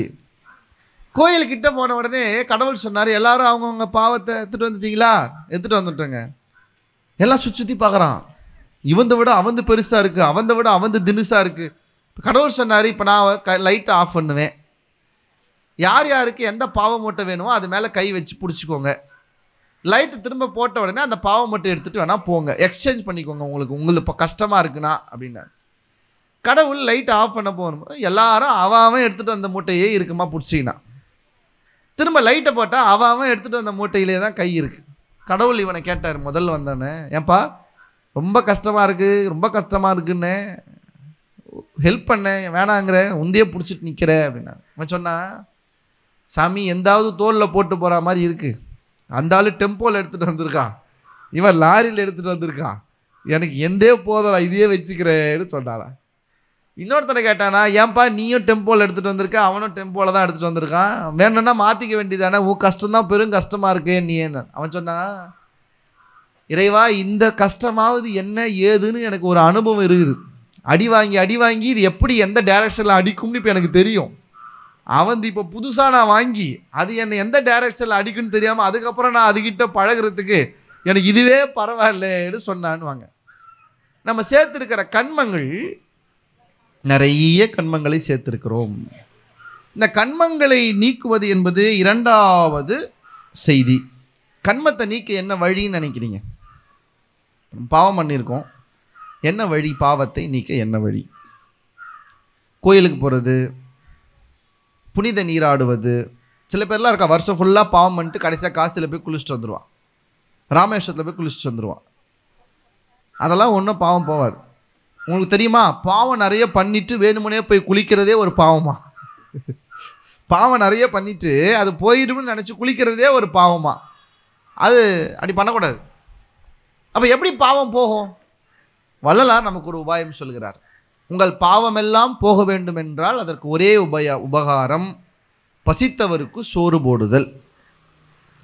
யாரெல்லாம் பசித்த வயிறுக்கு சோறு போடுகிறீர்களோ, அல்லது அருள்ஜோதி அண்ணா ஆலயம் போல பசித்தவருக்கு சோறு போடுகிறவர்களுக்கு உதவி செய்கிறீர்களோ, உங்களுடைய கண்மங்கள் குறையும். வள்ளலார் எழுதுறார், ஜீவகாருண்ய பகுதியில் எழுதுறார். உங்களுடைய பாவங்கள் கண்மாக்கள் குறையணும்னா பசித்தவருக்கு சோறு போடுங்கள்னு சொல்றார். அதுக்கு தான் ஐயா எதை ஆரம்பிச்சார்? சத்திய தர்ம சாலை ஆரம்பிச்சார். நல்லா கவனிங்க. ஆணவம் போனால் இருள் விலகும், கண்மம் போனால் ஒரு சின்ன வெளிச்சம் பிறக்கும். ஏன்னா இப்போ உங்கள் பாவம் வெளிச்சம் தராமல் அமுத்திட்டு இருந்துச்சு, இப்போ வெளிச்சம் தரும். இப்போ வெளிச்சம் இருக்குதான். நீங்கள் பார்த்துறீங்களா, ஒரு லைட்டு மேலே தூசு ரொம்ப படிஞ்சிருந்தா அந்த லைட்டோட வெளிச்சம் வராது. இப்போ லைட்டுக்கு வெளிச்சம் இல்லைன்னு அர்த்தம் இல்லை, அந்த லைட்டுக்கு மேலே போய் தூசு படிஞ்சிருக்கு, அதை தொடச்சா வெளிச்சம் வரப்போகுது. திரைகளை பார்ப்பதற்கான வெளிச்சத்தை கண்மம் மறைச்சிருக்கு. இப்போ அந்த கண்மத்தை துடைக்க துடைக்க துடைக்க வெளிச்சம் வர ஆரம்பிக்குது. இப்போ அடுத்து என்ன சொல்றாரு? மாயை ஒழிந்தது, மாமாயை ஒழிந்ததுன்னு எழுதுறாரு. இப்போ இல்யூஷன் ஒழியணும். இப்போ பாருங்க, வெளிச்சம் இருள் போய் வெளிச்சம் வந்தோம், உங்களுக்கு ஒரு இல்யூஷன் இருக்குதுன்னு வச்சுக்கோங்க. 4 திரையா சில பேர் பார்த்தீங்கன்னா 2 2ஆ தெரியுற நீ, 4 4ஆ தெரியுற நீ பையல. இந்த இல்யூஷனும் குறையணும். மாயை எப்போ குறையும் பாருங்க. ஆணவம் எப்படி குறையணுங்கிறது உங்களுக்கு சொல்லிட்டேன். நான் என்கிற அகங்காரம், எனது என்கிற மமகாரத்தை விட்டால் ஆணவம் குறையும். 2, கண்மம் எப்படி குறையும்னு சொல்லிட்டேன். பசித்தவருக்கு சோறிடுவதை தவிர கண்மத்தை குறைத்து கொள்ள வேறு வழி இல்லை. இப்போ 3வது, மாயை எப்படி போகும் என்றால், யார் ஒருவர் இறைவனை இடைவிடாது நினைக்கிறார்களோ அவர்களை விட்டு மாயை தானாக ஒழியும். இறைவனை இடைவிடாது யார் ஒருவர் நினைக்கிறார்களோ அவர்களை விட்டு மாயை தானாக ஒழியும். அதுதான் வள்ளல் பெருமான் பல இடங்கள்ல எழுதுறாரு. நீங்க உங்களுக்கு தெரிஞ்ச பாட்டு தான். முதல்ல என்ன எழுதுறாரு பாருங்க, இது ஞானச்சரியையில் நினைந்து நினைந்துன்னு தான் எழுதுறாரு முதல்ல. ஏன்? முதல்ல அவனை நினைக்கணும், முதல்ல அவனை நினைக்கணும். உன்னை மறவாதிருக்க வேண்டும்னு எழுதுறாரு. ஒருமையுடன் நினது திருமலருடைய நினைக்கின்ற உத்தமர்தம் உறவு, நினைக்கின்ற அங்கேயும் ஒரு நினைக்கின்ற, மறவாதிருக்க வேண்டும் அங்கேயும் ஒரு நினைக்கின்ற. நீங்கள் வள்ளல் பெருமான் பாட்டெல்லாம் பார்த்தீங்கன்னா முக்காவாசி எங்கே பார்த்தாலும் இறைவனை நினைச்சுக்கிட்டே இருன்னு எழுதுவார். அதுதான் மணிவாசகரம். இமைப்பொழுதும் என் நெஞ்சில் நீங்காதான் தாழ்வாழ்கன். இமை பொழுது கூட கடவுளை பற்றி நினைக்கிறத விட்டு தாண்டக்கூடாதுங்கிறார். ஏன்? கொஞ்சம் தாண்டிங்கன்னா மாயை வந்து உட்காந்து, கொஞ்சம் கடவுளை நினைக்கிறத விட்டுட்டீங்கன்னா மாயை வந்து உட்காந்துக்கும். அதுதான் ஐயா எழுதுறாரு பாருங்க. நினைத்த போதெல்லாம் நின்னையே நினைத்தேன். நான் ஏதாவது நினைக்கணும் அப்படின்னு உட்கார்ந்தானா உன்னை பற்றி தான்ப்பா நினைப்பேன். நம்மளாம் தான் நிறைய யோசிப்போம், சொல்லக்கூடாது, சொல்ல முடியாது. நினைத்த போதெல்லாம் நின்னையே நினைத்தேன், நினைப்பு அற நின்ற போதெல்லாம் என்னை தனியாக்கி நின்கனே நின்றேன். ஒருவேளை நினைப்பே இல்லாமல் போனால் அப்போ கூட நான் என்னை தள்ளி வச்சுட்டு உன் பக்கத்தில் வந்து நின்றுவேன். நான் வேறு எதையும் நினைக்காமலாம் இருக்க மாட்டேன். என்னை தனியாக்கி நின்கனே நின்றேன். என்ன செயல் என்ன ஓர் செயலும் நினைத்தனையே எனினும் புரிந்திலேன். சார் நான் என்ன பண்ணாலும் உன்னை நினச்சிட்டு தான் செய்வேங்கிற. இது ரொம்ப ஆழமான ஒரு பகுதி. மகாராஷ்டிராலெல்லாம் இந்த மிட் இந்தியாவில் கோதாவரி நதிக்கரையிலெல்லாம் நதிக்கரையில் பாண்டுரங்கனுக்கு திருவிழா நடக்குமா. இந்த பாண்டுரங்க திருவிழா நடந்துச்சுன்னா இந்த பெண்கள் எல்லாம் அந்த திருவிழாவுக்கு சமைப்பாங்களாம். நம்மளாம் இப்போ அருள்ஜோதி இப்போ அங்கே சமைக்கிறாங்கல்ல, அங்கே பார்த்துருப்பீங்க. இது ஒரு பாடம் சொல்லி தராங்க. சமைக்கும் போது பெண்கள் என்ன பண்ணுவாங்களாம், பச்சை மிளகா எடுப்பாங்களாம். எடுத்து இங்கே பாரு பச்சை மிளகா, பாண்டுரங்க மாதிரியே கலராக இருக்குல்ல, இது பச்சை மிளகா, பச்சை மாமலை போல் மேனி பவளவாய் கமலச்சி. இது பாரு, இந்த பச்சை மிளகா பாரு, பாண்டரங்கன் மாதிரியே கலராக இருக்குல்ல அப்படின்னு சொல்லி நறுக்குவாங்களாம். மாவு எடுத்து பிசைய வாங்கலாம் ரொட்டிக்கு. அப்படி பிசையும் போது சாஃப்டாக போச்சுன்னா, இங்கே பாரு எம்பெருமான் மனசு எவ்வளோ மென்மையாக இருக்குமோ அந்த மாதிரி இந்த மாவு பாரு எவ்வளோ மென்மையாக இருக்குமானா. எந்த செயலை செய்தாலும் அதை இறைவனாகவே நினைப்பது. என் செயல் என்ன ஓர் செயலும் நினைத்தனை எனினும் புரிந்திலேன், எல்லாம் சிவம் செய்யலாம் என புரிந்தேன். அனைத்தும் என் அரசே நீ அறிந்ததுவே, அடிக்கடி உரைப்பதென்ன நினைக்கேன்னு எழுதுறாரு வள்ளலார். அப்போ மாயை உங்களை விட்டு அகல வேண்டும் என்றால் நீங்கள் செய்ய வேண்டிய முக்கியமான விஷயம், இறைவனை பற்றி நினைத்து கொண்டே இருந்தால் மாயை வராது. இறைவனை நிறுத்தினீங்கன்னா மாயை உட்கார்ந்துக்கும். இப்போ கவனிங்க, இந்த பாட்டில் விடிந்தது பேர் ஆணவம், கார் இருள் நீங்கியது, வெய்ய வினைத்திரள் எல்லாம் வெந்தது, மாயை ஒழிந்தது மாமாயை ஒழிந்தது. இப்போ இந்த மூணும் ஒழிஞ்சதுக்கப்புறம், இந்த மூணும் போனதுக்கப்புறம் இருள் போச்சு, ஒளி வந்தது, இல்யூஷன் போச்சு. இப்போ உங்களுக்கு என்ன தெரிஞ்சது? திரை தெரியும். பாருங்க, திரை தெரியறதுக்கு முன்னாடி இவ்வளோ இருக்குது. நம்ம இதெல்லாம் பண்ணாமையே தர தெரியலன்னு சொல்லக்கூடாதுங்கிறாரு வள்ளலார். இப்போ பாருங்க, திரை தெரிஞ்ச உடனே அடுத்து திரை தீர்ந்தது. இப்போ அடுத்து திரை என்ன ஆகணும்? இப்போதான் திரை விலகணும். 7 திரை விலகினாதான் பேரொளி உதயம் செய்ததுன்னு எழுதுறார். அப்போ அருள் ஜோதி உதயம் செய்யணும்னா ஆணவம் போனோம், கண்மம் போனோம், மாயை போனோம், 7 திரை போனோம். இவ்வளவும் போனாதான் அருள் ஜோதியை பார்க்க முடியும்னு எழுதுறார். சரி, இப்போ உங்களுக்கு ஒரு ரூட் சொல்லிட்டேன் திரையை பற்றி. நேராக திரைக்கு வரல, அப்படி வந்தால் தப்பு, அப்படி வரக்கூடாது, இதுதான் ஆர்டர். இப்போ திரையை பற்றி சொல்லணும்னா 7 திரை, நேரம் கருதி கொஞ்சம் வேகமாக போகிறேன். 7 திரை. இந்த 7 திரைகளை பற்றி வள்ளல் பெருமான் ரொம்ப அழகாக எதில் சொல்லியிருக்காருன்னு பார்த்தீங்கன்னா அகவலில் சொல்லியிருக்காரு, பேருபதேசத்தில் சொல்லியிருக்கார். நான் ஒரு விஷயத்தை வெளிப்படையாக உங்ககிட்ட சொல்லிடுறேன். அகவல் ஐயா எழுதுனது, அகவல் கைப்பட ஐயா எழுதுனது. பேருபதேசம் ஐயா எழுதுனது இல்லை. ஐயா சொன்னதை கேட்டு 2 அன்பர்கள் எழுதியதில் இருந்து பதிப்பித்து எழுதுனது பேருபதேசம். எனக்கு பேருபதேசத்தில் கொஞ்சம் முரண்பாடு உண்டு. எனக்கு அது ஐயா சொன்னாரான்னு எனக்கு ஒரு சில சந்தேகம் உண்டு அதில் சிலதெல்லாம். அது ஏன் நான் அப்படி சொல்கிறேன்றதுக்கு ஒரு உதாரணம் சொல்லிடுறேன்.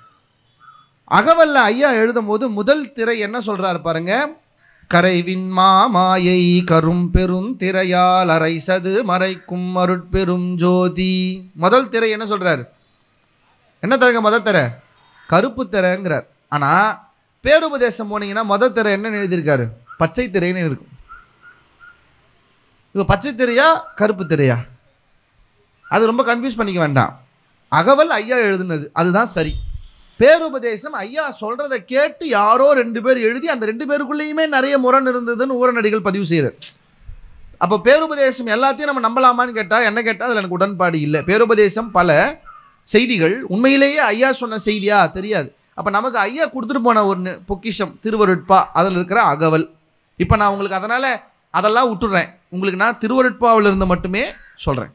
முதல் திரை கரைவின் மாமாயை கரும்பெரும் திரையால் அரைசது மறைக்கும் அருட்பெரும் ஜோதி. முதல் திரை கருப்பு திரை. அந்த கருப்பு திரைக்கு இன்னொரு பெயர் என்ன சொல்லுகிறார்கள் அப்படின்னா அசுத்த மாயா சக்தி திரைன்னு சொல்கிறாங்க.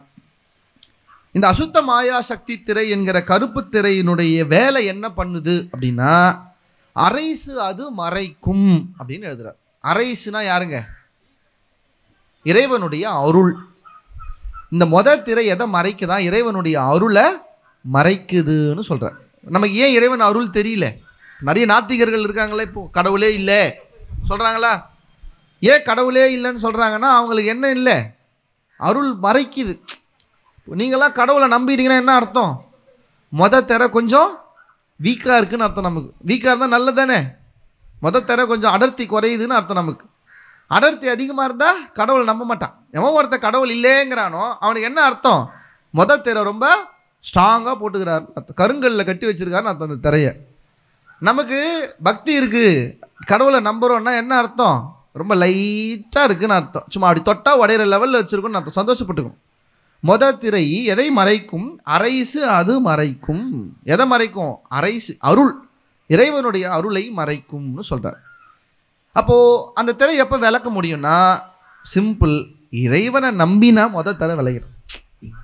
கடவுளை நம்பினா, அவன் அருளை நம்பினா தர விளையிடும். அவ்வளோ ரொம்ப பெரிய கஷ்டமே இல்லை, ஈஸி தானே. இறைவனை நம்புறது பெரிய விஷயமா? ஈஸி தான். ஆனால் நான் ஒன்று சொல்லவா, நம்ம யாருமே இறைவனை நம்புறது இல்லை. இறைவன் இருக்கான்னு ஒத்துக்கிறது வேற, நம்புறது வேற. சொல்லி புரியுதா? ஒத்துக்கிறது வேற, நம்புறது வேற. உதாரணம் சொல்கிறேன் பாருங்க. ஒருத்தன் கழை கூத்தாடி கயிறு மேலே நடப்பான். அவன் இந்த பக்கத்துலேருந்து இந்த பக்கத்துக்கு கயிறு மேலே நடப்பான். அவன் என்ன பண்ணா, அவனுடைய பிள்ளைய தோல் மேலே வச்சிட்டு இந்த கயிறு மேலே நடந்து போகிறான். எல்லாரும் சொன்னாங்க அவன் நடக்க முடியாதுன்னாங்க. அவன் தோல் மேலே போட்டு நடந்ததை அவன் பிள்ளைய போட்டு நடந்த பார்த்த உடனே எல்லாரும் கை தட்டி நம்பினாங்க அவனை. ஒத்துக்கிறேன்டா, நீ நடப்படா, கயிற்று மேலே நீ நடப்படா, நான் நம்புறேன்டா, ஒத்துக்கிறேன்டா. இப்போ அவன் சொன்னா, கழை கூத்தாடி, எல்லோரும் என்னை நம்பினீர்கள், சந்தோஷம். இப்போது என் குழந்தையை நான் வைத்து கொண்டு நடந்தேன். இப்போது நம்புகிறவர் யாராவது உங்கள் குழந்தையை கொடுங்கள், நான் அதை போட்டுட்டு நான் இப்போ இந்த பக்கம் திரும்ப நடந்து வரேன்னா. இப்போ ஒத்துக்கிட்ட எவனுமே அவன் பிள்ளைய தரல. ஏன்? பயம். இப்போ இது வரைக்கும் அவன் நடந்தான்னு ஒத்துக்கிட்டல, நம்பனியா? இல்லை. நம்பியிருந்தா குழந்தைய கொடுத்துட்டு. நல்லா ஒத்துக்கிறது வேற, நம்புறது வேற. நம்ம எல்லாம் கடவுளை ஒத்துக்கிறோம், நம்புறோமா? பண்றது இல்லை. ஒத்துக்கிறத தாண்டி நம்ப ஆரம்பிச்சிங்கன்னா அரைசு அது மறைக்கும் அருட்பெருஞ்சோதியாய் முதல் திரை விலகும். நான் ரொம்ப எளிமையாக சொல்கிறேன், ரொம்ப உள்ளே போய் காம்ப்ளிகேஷன்லாம் சொல்ல. அசுத்த மாயா சக்தி என்றால் என்ன, தேக மன மயக்கங்கள் களைவதுலாம் நான் ரொம்ப உங்களை போட்டு பயமுறுத்தலை, ரொம்ப எளிமையாக சொல்கிறேன்.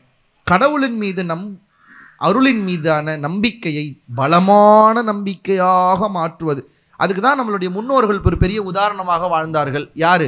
இப்போ அப்பர் சுவாமி இருக்கிறாரு, கல்லோட கட்டி கடலை போடுவேண்டா, ஒழுங்கா இந்த மதத்துக்கு வந்துருன்னாங்க. நம்மளாந்தா ஐயோ போயிடலாம்பா, நம்ம செத்துக்குத்து போயிடுவோமே. அவர் பயப்படவே இல்லை, நீ போடு. கல்லோட கட்டி கடலை போட்டப்போ கூட நற்றுணை ஆவது நமச்சிவாயவேன்னு நம்பிக்கையா பாடினாரு. மிதந்து கரை சேர்ந்தார். யானை விட்டு மெதிக்க விட்டாங்க, அப்பயோ கவலைப்பட, அஞ்சுவது யாதொன்றும் இல்லை, அஞ்ச வருவதும் இல்லைன்னு பாடினாரு. யானை சுற்றி வணக்கம் போட்டு போயிடுச்சு. அப்போ பாருங்க, இறைவனை ஒப்புக்கொள்வது வேறு, நம்புவது வேறு. நம்மெல்லாம் ஒத்துக்கிறோம், நம்புறோமா? நம்ப மாட்டோம். எப்போது இறைவனை நம்புகிறீர்களோ உங்கள் முதல் திரை தானாக விலகும். இரண்டாவது திரை பாருங்கள். பேரொரு நீல பெருந்திரை அதனால் ஆருயிர் மறைக்கும் அருட்பெருஞ்சோதி. ரெண்டாவது திரை நீலம். கருப்புக்கும் நீலத்துக்கும் ஒரு சின்ன ஒத்துமை உண்டு, கிட்டத்தட்ட ஒரே நிறம், கொஞ்சம் கலர் ஆச்சுன்னா நீலம் வந்துடும். இந்த நீலத்திரை எதை மறைக்கும்னு சொல்றாங்க? உங்கள் ஆருயிரை மறைக்கும். எதை மறைக்குமா? உங்களுடைய ஆன்மாவை மறைக்கும்னு சொல்றாங்க. இப்போ உங்களுக்குலாம் ஏன் ஆன்மா இருக்கிறதே தெரிலன்னு விட்டுருங்க. ஆன்மாவே அக்செப்ட் பண்ண மாட்டான் சில பேர். ஏன்னா அவனுக்கு நீலத்திரை ரொம்ப ஸ்ட்ராங்காக இருக்கு, அவன் ஆன்மாவை ஒத்துக்க முடியாமல் மறைக்குது. அப்போ இந்த திரை விலகணும்னா என்ன சார் பண்ணணும்னா, ஆன்மாவை ஒப்புக்கொண்டு ஆன்மா இருக்கிறது என்று நம்பணும். அதுதான் ஐயா பல இடங்களில் பாடுறார். என்னன்னு? ஆன்மா என்பது சிற்றணு வடிவு கோடி சூரிய பிரகாசத்துக்குரியதுன்னு எழுதுறாரா, அதை நம்பணும், அதை ஒத்துக்கணும். ஆனால் தான் ஐயா பாருங்க, இந்த திரை விளக்க நமக்கு ஒரு டெக்னிக் சொல்லி கொடுக்குறாரு. தீப தியானம் பண்ண சொன்னாரா? கண்ணாடி முன்னாடி என்ன பண்ண சொன்னார்? உங்களுடைய சரியாக உங்களுடைய நெற்றிக்கு நேராக விளக்கினுடைய ஜோதி இருக்க மாதிரி வச்சுக்கணும். வச்சுட்டு கண்ணை திறந்து, இப்போ கண்ணாடியில் உங்கள் உருவம் தெரியும். கண்ணாடியில் அந்த ஜோதி சரியாக இப்போ எங்கே இருக்கும்னா உங்கள் உருவத்தினுடைய நெற்றிக்கு நேராக அந்த ஜோதி எரியும். இப்போ நீங்கள் அந்த கண்ணாடியில் அந்த ஜோதியை பார்த்து, இந்த ஜோதி தான் என் ஆன்மா, இந்த ஜோதி தான் என் ஆன்மான்னு கண்ணாடியை பார்த்துக்கிட்டே இருந்தீங்கன்னா, இப்போ கண்ணை அப்படி மூடும் போது கரெக்டாக உங்களோட நெற்றியில் அந்த ஜோதி ஒரு நிமிஷம் இப்படி எரிஞ்சிட்டு மறையும். பார்த்துருக்கீங்களா? ஒன்றும் இல்லைங்க, இந்த வெளிச்சத்தையே பார்த்துட்டு இப்படி கண்ணை மூடிங்கன்னா அந்த வெளிச்சம் உங்கள் கண் லைட்டாக வந்து போகும். அப்போது ஐயா என்ன சொல்கிறாரு? பழக்கப்படுத்த சொல்கிறார். ஆன்மா ஜோதி வடிவமாய் அந்த ஆன்மா நம்முள் பிரகாசித்து கொண்டே இருப்பதை நாம் நம்பணுங்கிறார், ப்ராக்டிஸ் பண்ணணுங்கிறார். நீ பொய்யா ப்ராக்டிஸ் பண்ண உண்மையாக உனக்கு என்ன வந்துடும்? ஜோதி வந்துடுங்கிற. அப்போது தியானம் செய்வதன் மூலம், நல்லா கவனிங்க, ஜோதி தியானம் செய்வதன் மூலமாக நீல பெருந்திரையை மிக சுலபமாக விலக்கி கொள்ளலாம். இது 2. 3வது, பச்சை திரையால் பரவெளி அதனை அச்சுர மறைக்கும் அருட்பெருஞ்சோதி. பாருங்க, இறைவன் இருக்கிறான். இறைவன் எதில் இருக்கான்னா ஆன்மாவுக்குள்ளே இருக்கிறான். ரெண்டாவது திரை பார்த்தோம். மூணாவது இப்போ ஆன்மா எங்கே இருக்குன்னு கேட்டிங்கன்னா பரவெளியில் இருக்கிறது. இப்போ முதல்ல பரவெளி தெரிஞ்சால் தானே உள்ளே இருக்கிற ஆன்மா தெரியும். இப்போ இந்த பரவெளி எது மறைச்சிருக்கு? பச்சை திரை மறைச்சிருக்கு. அப்போ பரவெளி தெரியணும்னா என்ன செய்யணும்? இந்த திரை விலகணும், பரவெளி தெரியணும். அப்போ அந்த திரை விலகணும்னா என்ன செய்யணும்னா சாதாரண தியானம் பண்ணால் போதும். ஜோதி தியானம் ஆன்மாவை திரையை விலைக்கு ஆன்மாவை காட்டும். பரவெளி தெரியணும்னா சாதாரண தியானம் பண்ணால் போதும். உட்கார்ந்து ஒருமையில் அமர்ந்து உங்களுடைய லடாலம் என்கிற இந்த ஐயா சொல்வார், திருநிலைன்னு சொல்லுவார். இந்த திருநிலை என்கிற இடத்தின் மீது எப்போதும் எண்ணம் கொண்டு அதை சிந்திக்கிற போது பச்சை திரை தானாக அகலும்னு எழுதுகிறார். அதுக்கு அடுத்து செம்மை திரையால் சித்துரு வெளியை அம்மையில் மறைக்கும் அருட்பெருஞ்சோதி. அடுத்து ஒன்று எழுதுறாரு, பொன்மை திரையால் பொருளுரு வெளியை அண்மையில் மறைக்கும் அருட்பெருஞ்சோதி. அடுத்து எழுதுறாரு, வெண்மை திரையால் மெய்ப்பதி வெளியை அண்மையில் மறைக்கும் அருட்பெருஞ்சோதி. நான் ஏன் இந்த மூணும் ஒன்றா சொல்கிறேன்னா, இந்த மூணுமே ஒரு வெளி. சித்துரு வெளி, பொருளுரு வெளி, மெய்ப்பதி வெளி. இந்த மூணு வெளியை சிவப்பில், பொன்மையில், வெண்மையில் திரையாக மறைச்சிருக்குன்னு எழுதுறார். ஏன்னா இதெல்லாம் வெளியாக இருக்குது. இதை நம்ம அவ்வளோ சீக்கிரம் புரிஞ்சிக்க முடியாது. நான் முதல்ல சொல்லிட்டேன், அனுபவத்தால் தான் புரியும், வார்த்தையாலலாம் சொல்ல முடியாது. இது ஐயா பல இடங்களில் சூசகமாக சொல்கிறார். வெளிக்குள் வெளி கடந்து சும்மா இருக்கும் சுகம்னு எழுது. வெளிக்குள் வெளி கடந்துனா என்ன அர்த்தம்னா வெளிகள் நிறைய இருக்குன்னு அர்த்தம். இந்த வெளிகள் வெளி கடந்து உள்ளே போய் தான் ஜோதி இருக்குன்னு சொல்ல. அப்போ என்னென்ன வெளி இருக்குங்கிறது தெரில. ஒரு இடத்துல 13 பார், திரையோதசத்தை திகழ்கின்ற என்றேன்னு ஒரு இடத்துல பாடுவார். 13ன்னு வார். 13 எங்கே வருதுன்னா மேலே. 13 வெளி எங்கன்னா மேலே. நமக்குள்ள அண்டத்தில் 13 இருக்குது. பிண்டத்தில் எத்தனை இருக்குன்னு எனக்கு தெரிஞ்சு அகவல் வழி பார்த்தீங்கன்னா மெய்ப்பதி வெளி, பொருளுரு வெளி, சித்துரு வெளி, பரவெளி, ஆன்மா, கடவுள். இதுதான் அருட்பா படி பார்த்தா இதுதான் ஆர்டர். அப்போ இந்த ஒரு வெளியும் உங்களுக்கு தெரியணும்னா இந்த ஒரு திரையும் விலகணும்னு எழுதுறாரு. கடைசியாக போனால் கலப்பு திரையால் கருது அனுபவங்களை அளப்புற மறைக்கும் அருட்பெருஞ்சோதி. இதான் ரொம்ப முக்கியம். ஏன் இதுக்கு கலப்பு திரைன்னு பேர் வச்சார்னா இது எல்லாத்தனுடைய அனுபவமும் கலந்துருக்கும். இப்போ பாருங்க, சில பேர் கோயிலுக்கு போனால் கோபுரத்தை பார்த்து ஆன்னு பொழந்து அதிலே நின்றுடும். கோபுரத்தை தாண்டி உள்ளே போனால் மண்டபத்தை பார்த்து ஆன்னு நின்றா கோபுரத்தையே நினச்சிட்டு தான் மண்டபத்துக்கு போக முடியாது. மண்டபத்தையே வியந்தா கருவறைக்கு போக முடியாது. கருவறையே பார்த்துட்டு இருந்தா கடவுளை பார்க்க முடியாது. இப்போ ஒவ்வொரு அனுபவத்தையும் நீங்கள் விட்டாதான் நீங்கள் போய் உண்மையான அடுத்த அனுபவ நிலைக்கு போக முடியும். அப்போ ஐயா சொல்கிறாரு, இந்த 6 திரை விலகும் போது உனக்கு ஒரு பெரிய அனுபவம் கிடைக்கும். இந்த ஒரு திரை விலகும் போது உனக்கு ஒரு பெரிய அனுபவம். இந்த அனுபவத்தையே ரசித்து, இந்த அனுபவத்திலே மகிழ்ந்து, இந்த அனுபவத்துக்குள்ளே நின்றாத இந்த எல்லா அனுபவங்களையும் விடணும். விட்டாதான் உனக்கு பரிபூரணமான அந்த கலப்பு திரை விலகி அருட்ஜோதி ஆண்டவருடைய தரிசனம் கிடைக்கும்னு எழுதுறாரு. இதுதான் திரையினுடைய அனுபவம். இப்போ நான் உங்களுக்கு காலை காமிச்சிருக்கேனா, வைத்த காமிச்சிருக்கேனா, வாழை காமிச்சிருக்கேனான்னு எனக்கு தெரியாது. ஆனால் நான் உரைக்கும் வார்த்தையெல்லாம் நாயகன் தன் வார்த்தை என்பதற்கிணங்க வள்ளல் பெருமான் திரைகளை பற்றி என்ன சொல்லி இருக்கிறாரோ அந்த விஷயங்களை எதுவும் கூட்டி சொல்லாமல், எதையும் குறைத்து சொல்லாமல், வள்ளல் பெருமான் என்ன திரைகளை பற்றி சொல்லியிருக்கிறார் என்பதை மட்டும் நான் உங்களுக்கு சொல்லியிருக்கிறேன். இப்போ நான் என் பங்குக்கு ஒன்றும் சொல்கிறேன். இவ்வளோ கஷ்டப்பட்டு தான் அந்த ஜோதியை பார்க்கணுமா? ஆணவம், கண்மம், மாயை, 7 திரை, இவ்வளோத்தையும் தாண்டி கஷ்டப்பட்டு தான் அந்த திரையை நாங்கள் பார்க்கணுமா? சில பேர் சொல்லுவாங்க, அப்படி ஒரு திரையே எங்களுக்கு வேண்டாம். சில பேர் சொல்லுவா, அப்படி ஒரு ஜோதியே எங்களுக்கு வேண்டாம்ப்பா, பார்க்க முடியாது, கஷ்டம், ஈஸியாக பார்க்குறதுக்கு வழி இல்லையா? இது வள்ளலாருக்கு தெரியும், அவர் நல்லா தெரியும். இவங்க இவ்வளோத்தையும் தாண்டிலாம் ஜோதியை பார்க்க முடியாதுன்னு அவர் என்ன பண்ணார், ரொம்ப எளிமையாக ஒரு வழி சொன்னார். அந்த வழிக்கு பேர் என்னங்க? ஜோதி இருக்கிற 7 திரைகளும் 3 கதவுகளும், ஆணவம், கண்மம், மாயை என்கிற கதவுகளும் 7 திரைகளையும் தாண்டி ஜோதியை பார்ப்பதற்கு பதிலாக அந்த ஜோதியை தரிசனம் பண்ண இன்னொரு கதவு இருக்கு. ஆனால் அந்த கதவு பூட்டி இருக்கு. இந்த கதவுக்கெல்லாம் பூட்டு இல்லை, சாதா கதவு, முயற்சி பண்ணி திறந்துக்கலாம். ஆனால் இன்னொரு கதவு இருக்குது அந்த ஜோதியை பார்க்க, இவ்வளோ கஷ்டப்பட்டு பார்க்க வேண்டாம். ஆனால் அந்த கதவு பூட்டி இருக்கு. அதுக்கு சாவி வேணா தரேன், எடுத்துகிட்டு போய் பூட்டை திறந்து ஈஸியாக பார்த்துக்கன்னார். என்ன சாவிங்க? ஜீவகாருண்யமே மோட்ச வீட்டின் திறவுகோல். எவ்வளோ கஷ்டப்பட வேண்டாம், ஜீவகாருண்யம் பண்ணீங்கன்னா அதுவே போதும், உங்களுக்கு சாவி கிடச்சிரும்.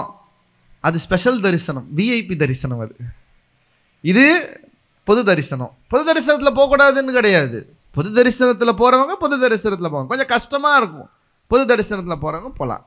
அது விஐபி தரிசனம், வெரி வெரி இம்பார்ட்டன்ட் பர்சன். யார் அந்த விஐபி? சன்மார்க்கிங்க மட்டும்தான் அந்த விஐபி. சன்மார்க்கிங்க தான் அந்த விஐபி. அதனால தான் ஐயா ரொம்ப அழகாக பாடுவார் ஒரு இடத்துல.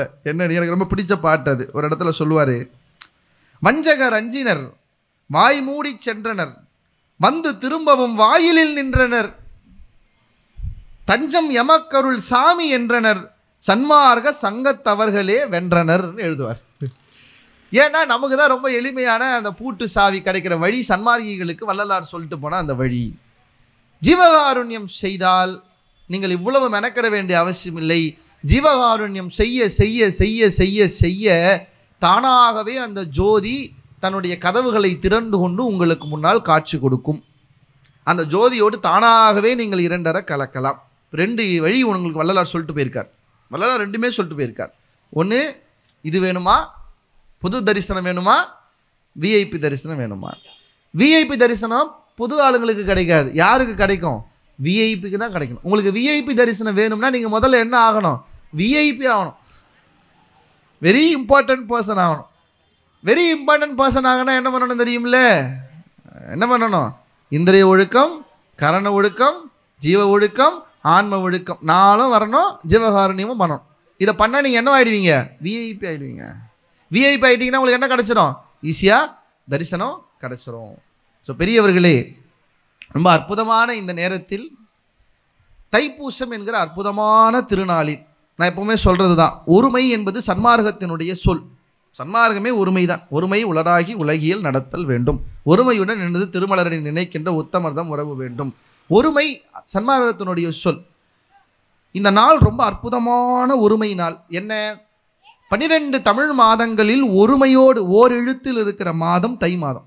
நீங்கள் மற்ற எல்லாம் பாருங்கள், சித்திரை 4, வைகாசி 3, ஆனி 2, ஆடி 2, தைக்கு எத்தனைங்க? ஒருமை. மாதங்களில் ஒருமையோடு இருக்கிற மாதம் தை. பூச நட்சத்திரத்தில் எல்லா சுடரும் ஒருமைக்கு வரும்.